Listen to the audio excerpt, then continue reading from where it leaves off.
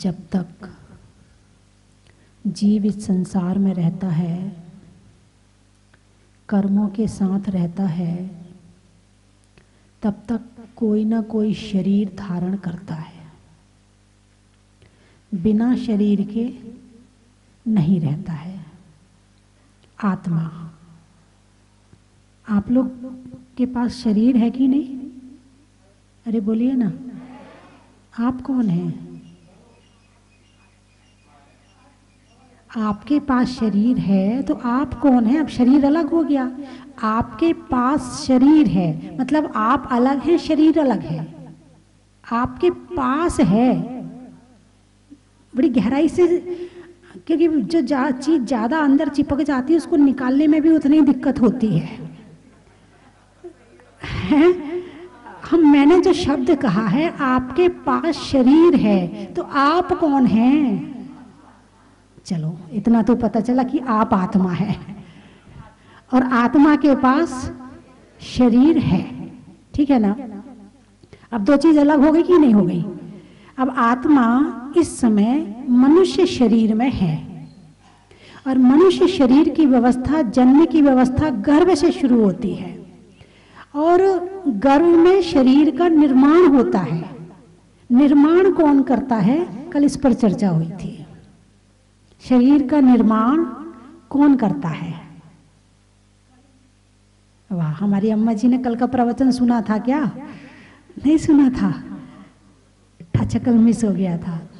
कल मैंने बताया था कि गर्भ तो मां का होता है पर निर्माण कर्म करता है। निमित्त मां होती है लेकिन शरीर का निर्माण तो कर्म करता है। यदि ये व्यवस्था मनुष्यों के हाथ में हो जाती तो एक भी बच्चा बीमार नहीं होता, एक भी बच्चा काला नहीं होता, एक भी बच्चा असुंदर नहीं होता, एक भी बच्चे के हाथ पांव खराब नहीं होते, सबकी बुद्धि बड़ी तेज होती, क्योंकि हम है ना निर्माण करने वाले। कमजोर कैसे कर सकते हैं? बढ़िया वाला करेंगे, अच्छी क्वालिटी का करेंगे। यदि हमको कोई चीज बनानी है तो हम कमजोर क्यों बनाएंगे?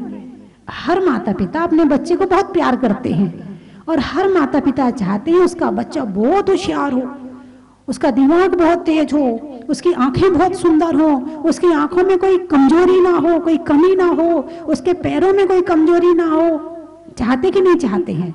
यदि उनके हाथ में निर्माण होता तो बच्चा खराब कैसे हो सकता था? इसका मतलब कर्म शरीर का निर्माण करता है ना? मनुष्य जन्म की व्यवस्था गर्भ से है। जो नरक और देव है उनकी व्यवस्था उत्पाद जन्म से है, वहां गर्भ व्यवस्था नहीं है। वहां पर तो एक शैया होती है स्वर्ग में, उस पर 16 वर्ष के कुमार के समान उठ करके बैठ जाती है, जन्म हो गया। तो ये सारी जो कर्म है वहां भी काम कर रहा है। ऐसा नहीं कि अकेले मनुष्य के काम करता है, कर्म वहां भी काम करता है। वहां वैक्रिक शरीर का काम करता है, यहाँ औदारिक शरीर का काम करता है। अब तिर्यंच हैं, बहुत से तिर्यंच तो गर्भ जन्म से होते हैं, बहुत से तिर्यंच हैं जो अंडज होते हैं, अंडे में से पैदा होते हैं, और बहुत से तिर्यंच हैं जो समूर्छन होते हैं। उन्हें किसी ना तो अंडे की जरूरत है ना उन्हें किसी गर्भ की जरूरत है। वे तो बारिश हुई, पानी आया वातावरण में, हवा आई, मिट्टी मिली, पैदा हो गए, लाइट मिली, पैदा हो गए। लाइट जलाते बहुत सारे कीड़े पैदा होते कि नहीं होते जब मौसम परिवर्तन होता है? तो उनमें भी जो शरीर का निर्माण कर रहा है उनका भी कर्म है। देवता है उनका भी कर्म है, नारकी है उनका भी कर्म है, मनुष्य है उनका भी कर्म है। प्रत्येक शरीर का निर्माण कर्म ही करता है, यहां ही लगाओ। हाँ, बाकी सब चीजें निमित्त होती हैं। वातावरण में जब जन्म हुआ है तो वातावरण निमित्त है, वातावरण निमित्त है उनके जन्म होने में, लेकिन शरीर का निर्माण तो कर्म ने किया है। किसने किया है? कर्म ने किया है। तो कल चर्चा बड़ी लंबी हो चुकी थी कि गति, जाति, शरीर, अंगोपांग, निर्माण, बंधन, संघात, संस्थान, सहनन है, विहायोगति और इस तरह से श्वासोच्छ्वास, इस काफी चर्चा हुई थी, चर्चा चल रही थी प्रत्येक शरीर पर। यदि कल वाला प्रवचन सुनना हो तो आप YouTube पे सुन लेना, इससे आज के पहले का आपको पता चल जाएगा, है ना। तो प्रत्येक शरीर पर चर्चा करनी थी कि प्रत्येक शरीर और साधारण शरीर दो तरह के शरीर होते हैं। कल बताया था मैंने कि एक शरीर का मालिक एक हो तो वो प्रत्येक शरीर, और एक शरीर के मालिक एक से ज्यादा जीव हो तो उसे साधारण शरीर बोलते हैं, है ना। तो आपके शरीर के मालिक एक हैं या ज्यादा हैं? आपके शरीर में और कोई नहीं रहता? सिर में, पेट में कोई तो रहता होगा, हैं? इस शरीर के आश्रय से बहुत सारे जीव रहते हैं, इस शरीर के आश्रय से जीव रहते हैं, लेकिन मालिक तो एक ही है, मालिक तो एक ही है। यानी साधारण शरीर का मतलब होता है कि एक शरीर में एक साथ अनंत जीव आते हैं, एक साथ आते हैं, एक साथ जन्म लेते हैं, एक साथ सांस लेते हैं, एक साथ मर जाते हैं। ये निगोरिया जीवों का होता है ना। हमारे शरीर में और भी जीव रहते हैं, ऐसा नहीं कह सकते कि नहीं रहते हैं, बहुत सारे जीव रहते हैं, एक शरीर के आश्रय से बहुत जीव रहते हैं, लेकिन मालिक तो हम ही हैं। हम जैसा चाहे इस शरीर को वैसा चलाते हैं, हम चाहे हमें उपवास करना है तो करते हैं, लेकिन अन्य जीव रह रहे हैं तो उनके हिसाब से हमारा शरीर नहीं चल रहा। हम अपने हिसाब से, हम चाहे खाना है तो खाएंगे, नहीं खाना है तो नहीं खाएंगे, हम चाहे जहां जाना है तो जाएंगे, लेकिन साधारण शरीर ऐसा नहीं होता है। उनकी जन्म, उनकी मृत्यु और उनकी सांस एक साथ चलती है, उनको साधारण शरीर कहते हैं। तो अब आप सब कौन हैं? साधारण है कि प्रत्येक हैं? चलो इतना ज्ञान तो हो गया कि आप प्रत्येक हैं। अब कुछ दिन के बाद पूछेंगे, भूल तो नहीं जाओगे, हैं? ठीक है। अगला है त्रस। त्रस मालूम है किसे कहते? त्रस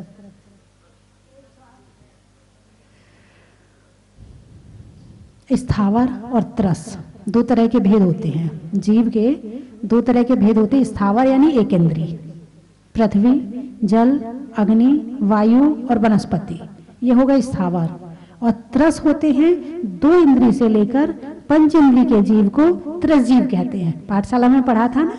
हाँ, भूल जाते हो, बच्चों ने पढ़ा होगा पाठशाला में। तो त्रस जीव यानी यदि आप दो इंद्रिय बने हो तो दो इंद्रिय में भी कर्म काम कर रहा है। और छह ढाला में त्रस जीव को पता क्या कहा? ये चिंतामणि रतन, वो लाइन आती ना पहली ढाल में, दुर्लभ लही ज्यों चिंतामणि त्यों पर्याय लही त्रस तड़ी। आप इसको बड़े ध्यान से सुनना। आप मनुष्य बन गए हैं, आप बहुत आगे पहुंच चुके हैं, बहुत आगे पहुंच चुके हैं। जरा इसके पीछे की कहानी सुनो कि दुर्लभ लही ज्यों चिंतामणि। यदि दो इंद्रिय जीव बन गए, एक इंद्रिय की पर्याय से निकल गए, वहां से निकलना इतना मुश्किल है, इतना मुश्किल है। मैंने बताया है कई बार कि समुद्र के एक छोर पर सुई डालो, दूसरे पर धागा डालो। अब कल्पना करो कि वो सुई के छेद में वो धागा चला जाए। जितना असंभव वो है, इतना ही असंभव एक इंद्रिय से निकलना है। और एक इंद्रिय से निकल के यदि लट केचुआ भी बन गए तो दुर्लभ लही जो चिंतामणि, चिंतामणि के समान। कितनी बड़ी बात है। 2000 सागर के लिए त्रस पर्याय मिली है, केवल 2000 सागर के लिए। और 2000 सागर में हमने कुछ काम कर लिया तो समझना कि आगे पहुंच गए, और नहीं तो वापस हेडक्वार्टर एक इंद्रिय तो है ही, निगोदिया पर्याय तो है ही। और उन 2000 सागर में भी कितना समय हमारा दो इंद्रिय में चला जाता है, कितना समय हमारा तीन इंद्रिय में चला जाता है, कितना समय हमारा चार इंद्रिय में चला जाता है, कितना समय हमारा पशुओं में चला जाता है, कितना समय नरक में चला जाता है उन 2000 सागर में भी। ये जो संसार परिवर्तन, पंच परावर्तन होते हैं, उसमें ना जाने कितना काल व्यतीत हो जाता है। अज्ञानता में पड़े पड़े पड़े पड़े पड़े पड़े अज्ञानता में घूमते रहते हैं। अब ये ज्ञान वाली पर्याय मिली है, बहुत बहुत बहुत महान पुण्य है। जब 2 इंद्रियों को त्रस्त चिंतामणि कह दिया, 3 इंद्रियों को चिंतामणि कह दिया, तो मनुष्य को क्या कहा जाए? मनुष्य को क्या कहा जाए? मनुष्य तो बहुत आगे की चीज है। तो ये जो त्रस पर्याय मिली है, जब त्रस कर्म का उदय होता है तब ये त्रस पर्याय प्राप्त होती है। तो आप लोग त्रस हैं कि स्थावर हैं? एक बार सोच के बताओ ना। अच्छा ये बताओ, आपकी कितनी इंद्रियां हैं? 5। अच्छा, अब ऐसा कभी कभी हो जाता कि किसी की आंख नहीं होती है, तो कितनी इंद्री बची? एक खराब हो गई ना। अच्छा, एमपी से आए हो क्या? 5 ही बची? अरे हरियाणा वाले भी बिल्कुल सही बोल रहे हैं, और राजस्थान वाले भी बिल्कुल सही बोल रहे हैं। इंद्री खराब हो गई, मशीन है तो ना, मशीन है ना, है तो खराब हो गई वो बात अलग है, मिली तो है ना। तो जिसकी 5 इंद्रियां हैं वो पंचेंद्रिय है, अपन 2, 3, 4 इंद्रिय भी नहीं है। यानी एक शरीर में जितनी चीजों की पूर्णता चाहिए, धर्म करने के लिए जितनी चीजों की पूर्णता चाहिए, वो सारी चीज हमारे पास है। यदि 2 इंद्रिय होते तो हो सकता था क्या धर्म? 3 में हो सकता था क्या? 4 में हो सकता था क्या? नरक चले जाते तो नहीं हो सकता था? पशु में रहते तो नहीं हो सकता था? यदि मनुष्य बनने के बाद भी दिमाग खराब हो जाता तो नहीं हो सकता था? कमजोर दिमाग होता तो भी नहीं हो सकता था? यदि आंख नहीं होती तो भी बड़ी मुश्किल होती है। सब चीजें मिली हैं, और उसके बाद करने की भावना और मिल जाए, ओहो हो, फिर तो सोने में सुहागा हो जाएगा। लेकिन ये 99 का चक्कर ऐसा है, इस त्रस पर्याय को बेकार कर देता है। कौन सा चक्कर? 99 का चक्कर, 99 का नहीं, उसमें फीलिंग नहीं आएगी, 99 में फीलिंग आती है। हाँ, 99 के फेर में लगे हैं, इंग्लिश बोलने में फीलिंग नहीं आएगी, वो वाली जो एक आनी चाहिए। 100 पूरे करने में लगे हैं कि किस तरह से आज हमारे पास 99 है तो 100 कर लें, 99,000 है तो 1 लाख कर लें, है, और 99 करोड़ है तो 1 अरब कर लें। कैसे पूरे कर ले 100? ये कभी पूरा होने वाला नहीं है। और कर भी लिया, मान लो कर भी लिया आपने, अपना टारगेट पूरा कर भी लिया, तो आपको कौन सा अवार्ड मिलने वाला है? कम से कम मान लो आपने 1 अरब कमा भी लिए, तो आपका नाम संसार के बड़े आदमियों में तो आने वाला है नहीं। इससे अच्छा धर्म ही कर लो, जितना मिल रहा है सो ठीक है, और बाकी समय आत्मा में लगा लो। और मान लो आपने 99 अरब रुपए भी कमा लिए, तो भी क्या होगा? वो यहां का यही रह जाएगा, जब हम जाएंगे तो यही रह जाएगा। तो हमारा वास्तविक मनुष्य पर्याय की सार्थकता किसमें है?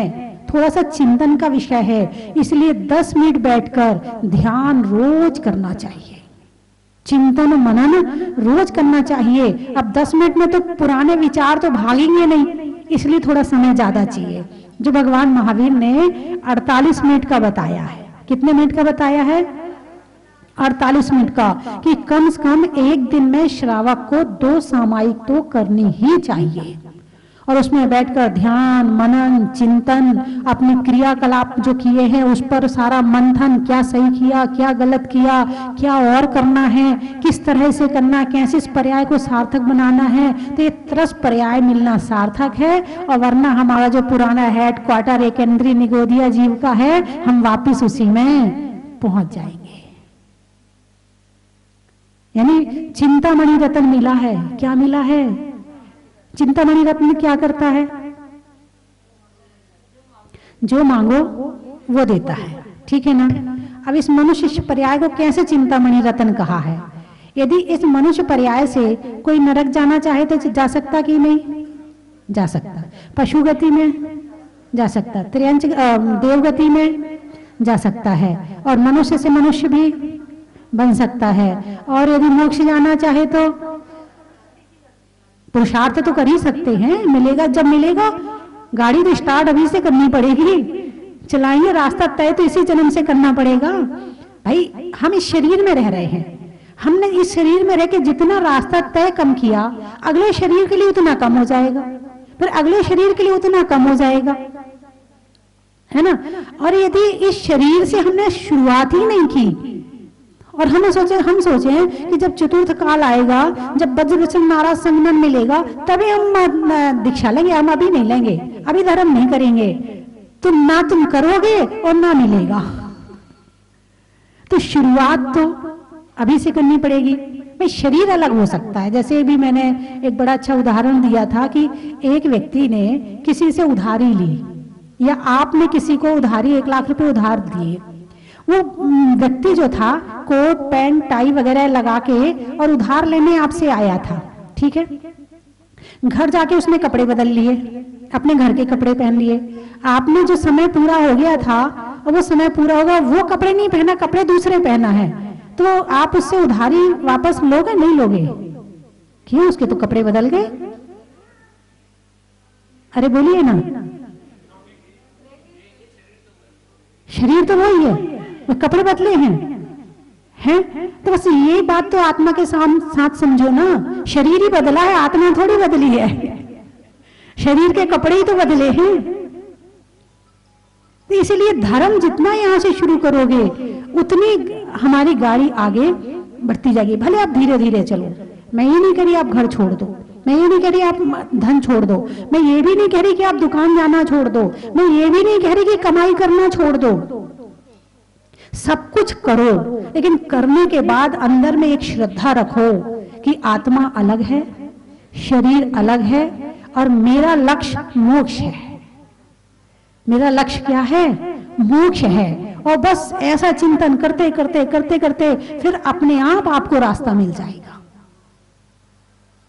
चिंतन मनन तो करना पड़ेगा, बिना चिंतन मनन के काम नहीं होगा। एक बच्चा परीक्षा की तैयारी करता है तो कितनी मेहनत करता है। एक घर में शादी होती है तो कितने दिन पहले से तैयारी होती है कि नहीं होती है? बच्चे का जन्मदिन हो तो 1 महीने पहले से तैयारियां, कुछ नहीं तो याद तो आने लगती, अरे अगले महीने जन्मदिन है इसका, अरे ऐसा करना है। हर चीज की इतनी तैयारी करते हो तो मोक्ष की जाने की तैयारी कहीं से तो शुरू करनी पड़ेगी। आज नहीं तो कल, कभी तो करनी पड़ेगी। घर में रहकर भी हो सकती है, ये नहीं कह रहे कि नहीं हो सकती है। डायरेक्ट गाड़ी नहीं, इनडायरेक्ट है, बदलनी तो पड़ेगी, दीक्षा तो लेनी पड़ेगी, लेकिन गाड़ी चलती है। जहां स्टेशन मिलेगा वहां चेंज कर लेना, लेकिन शुरुआत तो आज से ही करनी पड़ेगी। तो प्रत्येक शरीर, साधारण शरीर और त्रस, ठीक है। इसके बाद सुभग। सुभग का मतलब है शुभ, शुभ अंग। जो शरीर के कमर से ऊपर के अंग हैं वो शुभ हैं, और शरीर से नीचे के जो अंग हैं उनको अशुभ में लिया गया है। और शुभग से सौभाग्य भी ले लो और दुभग से दुर्भाग्य भी ले लो, ये दोनों इसमें आ जाएंगे, ठीक है। फिर आता है सूक्ष्म। अब आपका शरीर सूक्ष्म है कि स्थूल है? बोलिए ना, स्थूल है। पहले ये बताओ सूक्ष्म कहते कैसे हैं? सूक्ष्म की परिभाषा क्या है? कितना भी छोटा हो, सूक्ष्म ना हो, क्या कह सकते हैं? तो सूक्ष्म की जो परिभाषा भगवान महावीर ने बताई है कि जो ना रुकता है ना रोकता है, ना किसी से रुकता है और ना किसी को रोकता है, वो है सूक्ष्म। और जो रुकता भी है और रोकता भी है उसका नाम है स्थूल। तो औदारिक शरीर स्थूल है। कैसा है? औदारिक शरीर स्थूल है। औदारिक से वैक्रियक शरीर सूक्ष्म है, वैक्रियक से आहारक शरीर सूक्ष्म है, आहारक से तेजस शरीर सूक्ष्म है, और तेजस से कारमान शरीर सूक्ष्म है। ये एक क्रम से सूक्ष्म सूक्ष्म होते चले गए हैं। तो औदारिक शरीर जो हमारा है वो स्थूल शरीर है, लेकिन आप इसका भी भगवान का अतिशय देखिए।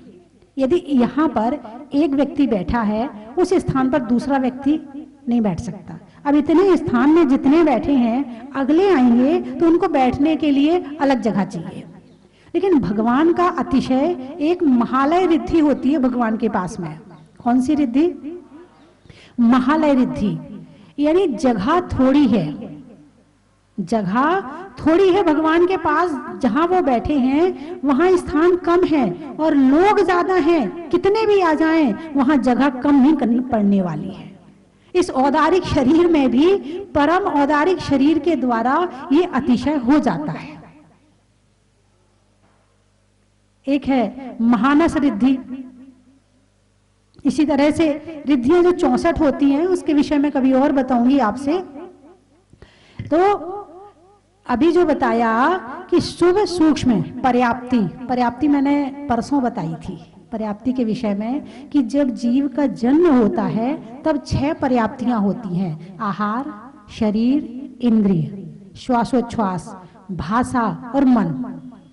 जब जीव जिस क्षण जिस समय गर्भ में आता है उस समय ये पर्याप्तियां प्रारंभ हो जाती हैं। प्रारंभ में एक साथ होती हैं, लेकिन अंत सबका अलग अलग होता है। सबसे पहले आहार पर्याप्ति पूर्ण होती है, फिर हर अंतर मुहूर्त में अगली पर्याप्तियां पूर्ण हो जाती हैं। तो इस तरह से कर्म के द्वारा शरीर की पर्याप्तियां भी होती हैं। और पर्याप्त और अपर्याप्त 2 तरह के जीव होते हैं। जिनकी पर्याप्तियां पूर्ण हो जाती हैं वो पर्याप्त, पर्याप्तियां पूर्ण हुई तो जन्म हो गया, और पर्याप्तियां पूर्ण नहीं हुई और उसके पहले ही वो जीव मृत्यु को प्राप्त हो गया तो अपर्याप्त। तो ऐसा कितने जीव हैं जो शरीर के लिए गर्भ धारण करने के लिए आते हैं, पर्याप्तियां पूर्ण नहीं होती हैं और उसके पहले ही चले जाते हैं, जन्म लेने के पहले ही चले जाते हैं। बहुत सारे जीव हैं मां को पता भी नहीं चलता है, और बहुत सारे जीव मनुष्य पर्याय में आते हैं और चले जाते हैं, मृत्यु हो जाती है। अब एक ही बात कहनी पड़ेगी, जन्म के पहले ही उनकी मृत्यु हो जाती। अब मृत्यु क्यों होती है? इसका कारण क्या है? उसका कारण भी कर्म है। जो हिंसा करता है उसकी हिंसा होती है। जिसने हिंसा की है, जिसने जीवन दूसरों का छीना है, उसका जीवन भी फिर उसी तरह से हो जाता है। बहुत से लोग ठेका लेते हैं, बहुत से लोग ठेका लेते हैं। यदि पैसा मिले तो जिंदगी, वरना मौत देते हैं। होते कि नहीं होते? बहुत से लोग ठेका लेते हैं, पैसा मिले तो जिंदगी वरना मौत देते हैं। ऐसे लोग खुले रहते हैं और ऐसे लोगों को कारावास की सजा के बदले कार और आवास का मजा दिया जाता है। कारावास, कार और आवास, ऐसे लोगों को सजा देने के बदले कार और आवास का मजा दिया जाता है।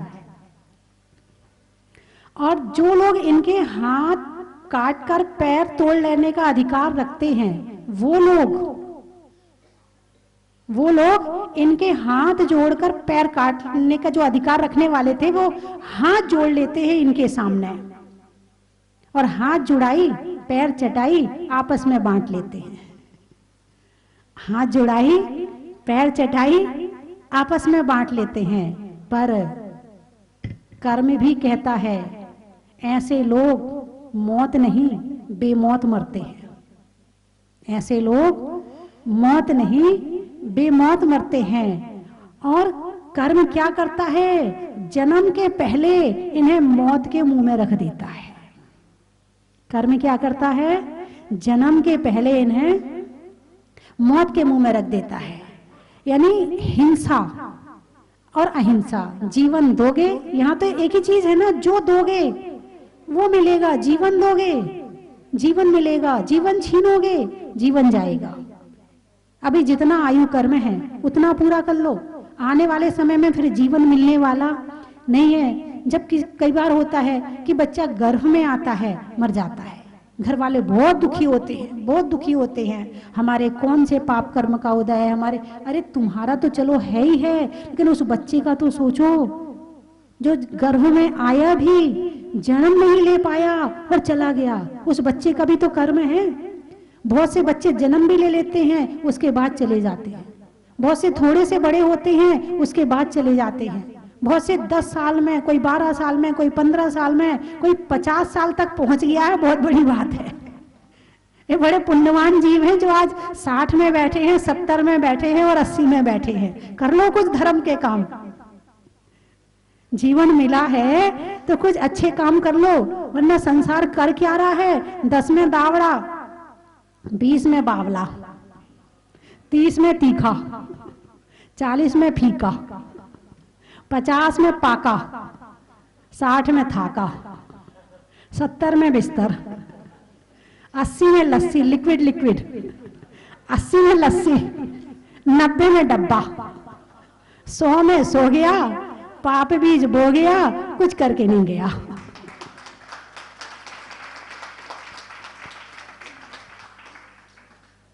नहीं, जिंदगी ऐसे नहीं बितानी है, बड़ी कीमती है जिंदगी, बड़ी कीमती है। यहाँ तक पहुंचे हैं और जब जागे तब सवेरा।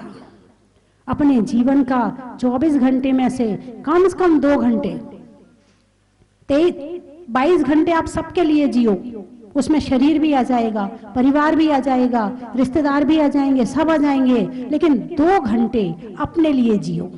अपने लिए का मतलब शरीर के लिए नहीं, नहीं तो अक्सर यही होता है, कोई जरा बीमार हो ना, अरे जरा अपना ध्यान रखा कर। अब इसमें अपना ध्यान नहीं है, इसमें शरीर का ध्यान है। अपन तो आत्मा है, कौन है? ये कहते ना भाई जरा ध्यान रखा करो, अपना अपना भी ध्यान, अपने लिए समय निकाला करो। कुछ सारे दिन दूसरों के लिए काम करते हो, थोड़ा समय अपने लिए निकालो। देखो पैर गंदे हो रहे, जरा साफ कर लिया करो। हाँ, जरा बाल बना लिया करो, जरा कपड़े वपड़े अच्छे पहन लिया करो, जरा अपने लिए समय निकाला करो। ये शरीर के लिए है, ये तुम्हारे लिए नहीं है। तुम्हारे का मतलब है आत्मा, जिसमें ना जिस समय तुम अपने लिए बैठो उस समय रिश्तेदार नहीं होने चाहिए, उस समय पैसा नहीं होना चाहिए, उस समय परिवार नहीं होना चाहिए, उस समय केवल तुम और तुम्हारी आत्मा होनी चाहिए। और रखना चाहो प्रेरणा के लिए तो परमात्मा को अपने साथ रख लो, 2 घंटे कोई दूसरा ना रहे। यदि ऐसी जिंदगी आपने जी ली तो ये समझना कि आपने अपनी जीवन की बहुत सारी उपलब्धि प्राप्त कर ली। कौन कौन है जो अपने लिए 2 घंटे निकालता? अपने लिए मतलब शरीर के लिए नहीं, आत्मा के लिए कौन कौन निकालता है? हाथ उठाना जरा। उस समय कोई नहीं रहता आपके पास, आपके मन में कोई नहीं आता। चलो, तब कोई नहीं आता। बहुत बढ़िया, बहुत सुंदर। और इतने सारे लोग अपने लिए नहीं जी रहे, तुम किसके लिए जी रहे हो? जिंदगी किसके लिए है? अरे बोलिए ना, शरीर के लिए जी रहे हैं। बिल्कुल सही बात है, सबका ये शरीर के लिए भी नहीं। एक बात बताऊं, यदि आपको अकेला कमरे में 10, 15, 20 दिन के लिए बंद कर दिया जाए तो हे भगवान उठा ले। नहीं नहीं, मोबाइल क्यों? बिल्कुल अकेले। और जो 14 दिन के क्वारंटाइन में रह के आए हैं उनसे पूछो कि 14 दिन उन्होंने घर वालों के बिना, परिवार के बिना कैसे निकाले हैं। और बिना मोबाइल के और हो जाता तो मामला और गड़बड़ हो जाता। फिर तो अकेले रहना, और जिसने अकेले रहना सीख लिया वो कहेगा 14 दिन आराम आ गया। 14 दिन अब सबके लिए, सारे दिन टेंशन लेते थे सबकी, अब 14 दिन में आराम मिल गया। जरा मुझे शास्त्र दे दो, किताबें दे दो, पढ़ूंगा, ध्यान करूंगा, बैठूंगा, आराम आ गया। अब किसी की चिंता नहीं करनी, 14 दिन केवल आत्मा के लिए जीना है। बहुत कम लोग होंगे ऐसे। एक अम्मा थी तो कुछ सिल रही थी, तो सिलते सिलते एकदम अंधेरा हो गया और सुई भी ना जाने कहाँ गिर गई। तो उसके घर पड़ोस की लड़की आई, बोले अम्मा क्या कर रही? बोले सुई ढूंढ रही हूँ। बोले यहाँ कहाँ अंधेरे में ढूंढ रही है? बाहर उजाला है ना, बाहर ढूंढ। अब बेचारी बाहर ढूंढने लगी।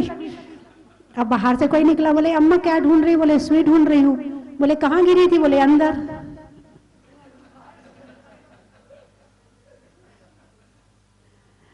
तो कैसे ढूंढना है और कहाँ ढूंढना है उसका ज्ञान जरूर होना चाहिए, और रास्ता मिलेगा। जब आप बैठोगे तो आपको रास्ता जरूर मिलेगा।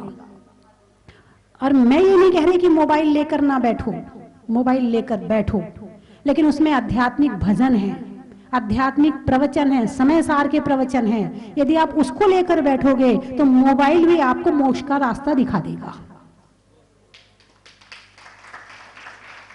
उसमें जैन आध्यात्मिक भजन, बहुत सारे आत्मा के भजन हैं, बहुत सारे सामायिक पाठ है, बहुत सारी समाधि मरण है, आलोचना पाठ है, बहुत सारी 12 भावनाएं हैं, और समय सार के प्रवचन हैं, तत्वार्थ सूत्र के प्रवचन हैं, मेरे प्रवचन भी उसमें मिल जाएंगे आपको। तो मैं ये नहीं कह रही कि मोबाइल खराब है, मोबाइल बहुत अच्छा है, लेकिन उसको चलाने वाला कैसा है ये देखना पड़ेगा। चलिए मैं 3 चीजें बोलूंगी, आपको कहना है, बड़ा ही महत्व है। चलने में पात का, मित्रों में साथ का, तीर्थंकरों में मुनि सुब्रत नाथ का, पंखा में झलने का, बच्चों में पलने का, भगवान की जमीन से निकलने का, हिंदी में मात्रा का, स्कूल में छात्रा का, और आज आपकी जहाजपुर की यात्रा का बड़ा ही महत्व है। आत्मा में एक का, मनुष्य में नेक का, और करने में भगवान के प्रथम अभिषेक का, लगाने में नारा का, आकाश में तारा का, और करने में भगवान की शांति धारा का यही महत्व है। रंगों में हरा का, भोजन में बरा का, और आने वालों में गुलाबपुरा का बड़ा ही महत्व है। लिखने में खत का, मकान की छत का, और आने वालों में रोहतक का बड़ा ही महत्व है। बच्चों में टाटा का, फूल में कांटा का, और आने वालों में आष्टा का बड़ा ही महत्व है। आम की बोर का, खाने में कौर का, और आने वालों में इंदौर का बड़ा ही महत्व है। गाने में सुर का, रिश्तों में ससुर का, और आने वालों में जयपुर का बड़ा ही महत्व है। जंगल में शेर का, अच्छे काम में नहीं होने में देर का, और आने वालों में अजमेर का बड़ा ही महत्व है। आगरा रंगों में हरा का, गांव में दरा का, और आने वालों में आगरा का बड़ा ही महत्व है। गुना अनाज में चना का, गर्मी में पना का, और आने वालों में गुना का बड़ा ही महत्व है। कोटा महिलाओं में आटा का, फूल में कांटा का, और आने वालों में कोटा का बड़ा ही महत्व है। भोपाल भोजन में दाल का, सिर पे बाल का, और आने वालों में भोपाल का बड़ा ही महत्व है। धार अच्छा, शास्त्रों में समय सार का, सप्ताह में वार का, और आने वालों में धार का बड़ा ही महत्व है। पन्ना पानी के छन्ना का, बारात में बन्ना का, और आने वालों में पन्ना का बड़ा ही महत्व है। और कहां से सारे हो गए? उज्जैन चेहरे पर नैन का, बोलने में बैन का, और आने वालों में उज्जैन का बड़ा ही महत्व है। जावरा अच्छा, भोजन में बरा का, गर्मी में घड़ा का, और आने वालों में जावरा का बेगमगंज अच्छा, नहीं होने में रंज का, पंजाब में पंज का, और आने वालों में बेगमगंज का माता जी महू कोयल में कुहू कुहू का, ये महू बोल रहे ना कि कोयल में कुहू कुहू का, और ग्रहों में राहु का, और आने वालों में महू का बड़ा ही महत्व है। मन में अगन और सांसों में तपन हो तो प्यार भरे मीठे मीठे छंद कौन गाएगा। गीली गीली पलकों में आंसुओं का खार हो तो अधरू पे मधुमकरंद कैसे आएगा। कि माता के दरबार में विचार लेके आया हूं मैं, बिन सुने न कार ना पसंद कैसे आएगा। श्रोता संग की आवाज दात ताली ना मिले तो कुछ भी सुनाने में आनंद कैसे आएगा। बहुत दिनों से मन था, काफी दिनों से गोलों से चर्चा हो रही थी वंदामी माता जी। भाव विभोर पिताजी इसलिए हो रहे हैं कि हम बहुत टाइम से आपके पास आने के लिए एक छटपटा रहे थे। जब पंच कल्याणक हुआ, पंच कल्याणक हुआ तो भी बहुत परेशानी महसूस हुई कि हम क्यों नहीं जा पा रहे हैं। बहुत कोशिश करी, बहुत लोग यहाँ पे आए, बहुत लोगों ने आपको सुना, लेकिन मेरे पास में 1000 लड़कियां हैं। मैं आपसे ये वादा करती हूँ कि मैं 2 घंटे तो स्वाध्याय नहीं कर पाऊंगी। मैं झूठ नहीं बोलूंगी, सत्य से शुरू करना है ना, क्योंकि ये रास्ता सत्य से ही आगे पहुंचेगा।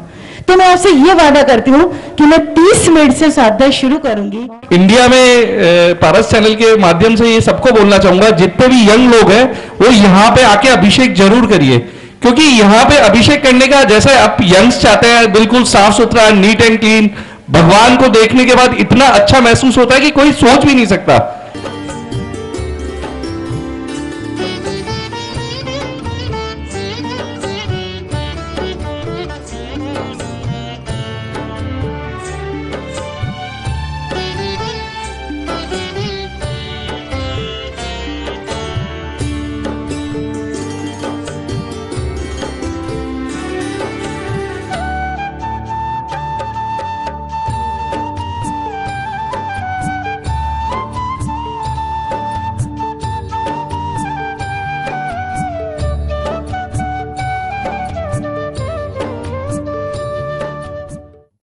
कंचन की थाल को सजाओ रे आज, रत्नों की थाल को भर लाओ रे आज।